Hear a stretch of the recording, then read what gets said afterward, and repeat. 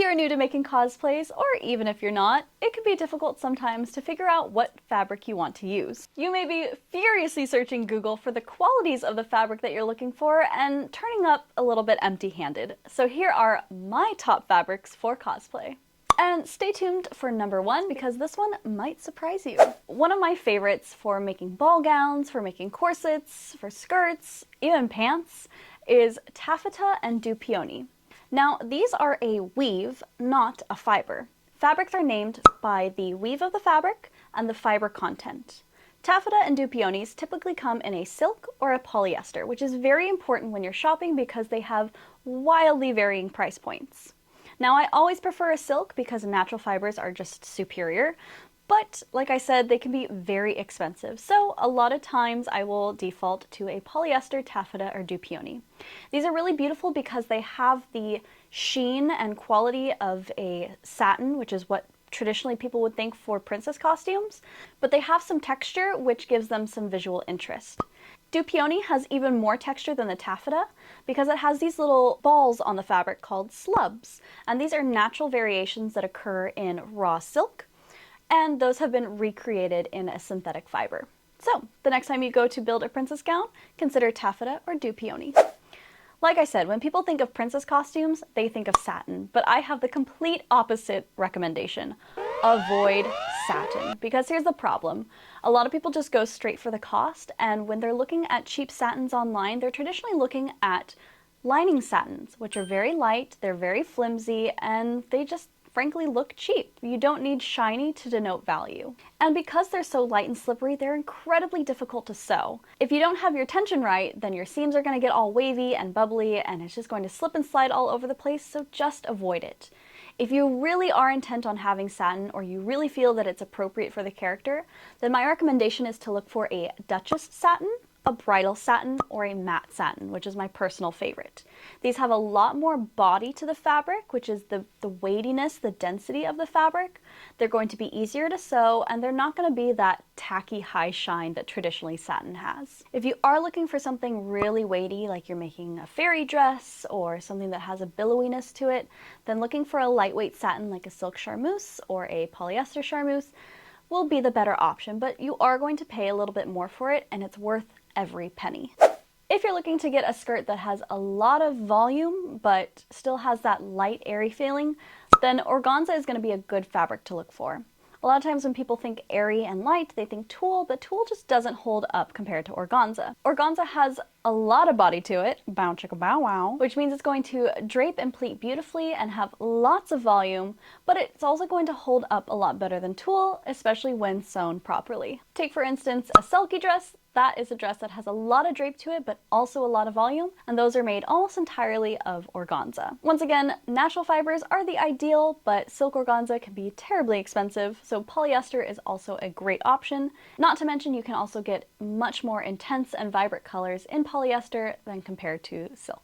Organza is also really great to layer as a type of interfacing if you're trying to add more structure to a garment, but you don't want to apply actual interfacing, like I did in the sleeves of my Rapunzel bodice. Jacquard, damask, and brocade. All of these are heavier weight fabrics, which are often used for upholstery and drapery like curtains, but they have a great body to them, and they come in a variety of patterns. Everything from tiny little diamonds to large flowery designs, and even different textures. Adding a small repeating pattern where there may not be one in the character's design can add a lot of visual interest. You can also find plainer fabrics that have a lot of interesting texture to them and mix and match them for some real interesting effects on more rugged characters. Take for instance a character like Rapunzel. Opting for a damask or a brocade or even a jacquard can be a much better option than something like a sublimation dye fabric where the print can rub off.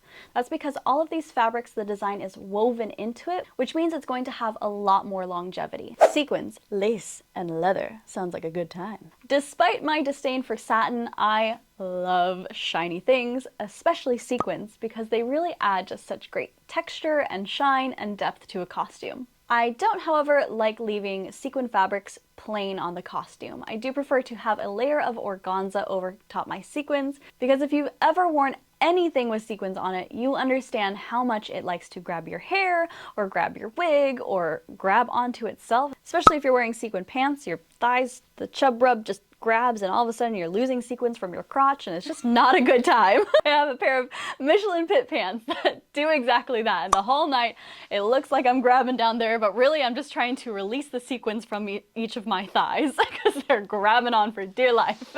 So layer some organza over your sequins if you are opting for an entirely sequin outfit. Then you can go even further with the shine by adding things like rhinestones and beads to the top to bring even more pizzazz. I also adore lace. But trying to find a good lace is like trying to find a good pair of shoes. Can you walk in it? Yes, but is it comfortable? Does it look nice? Is it going to hold up? Not always. Many of the laces on the market in the affordable option are what are called corded laces, and they have this very specific design that you'll see across the board.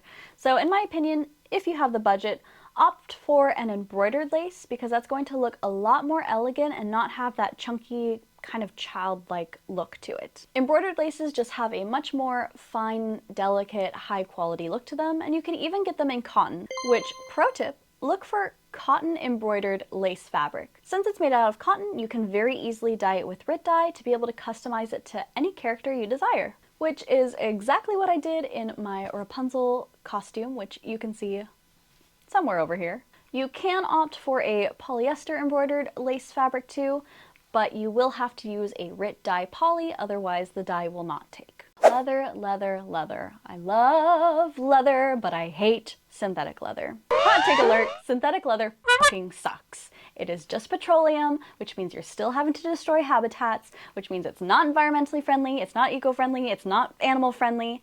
Not to mention, it doesn't hold up. It is just a piece of plastic laminated to a piece of fabric, which once it's exposed to just a little bit of any element, the plastic departs from the fabric and all you have is hot trash. So in my opinion, it is not worth it to get synthetic leather, but I understand everyone's on a budget. Baller on a budget.